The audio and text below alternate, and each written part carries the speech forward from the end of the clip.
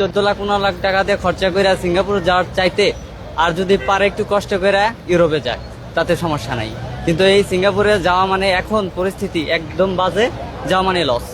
ভাই কোন দেশ থেকে আসলেন? এই সিঙ্গাপুর থেকে আসলাম। সিঙ্গাপুরে ভাই কত বছর ধরে আছেন? না এই কেবল 14 মাস ধরে। 2 বছর? 14 মাস। 14 মাস? হ্যাঁ। কি কাজ করেন এখানে? এখানে কাজ বলতে গেলে সাপ্লাই কোম্পানিতে ছিলাম, যখন যেটা দিছে ওইটাই করতে দিছে। এখন কি ছুটিতে আসলেন না একবারে?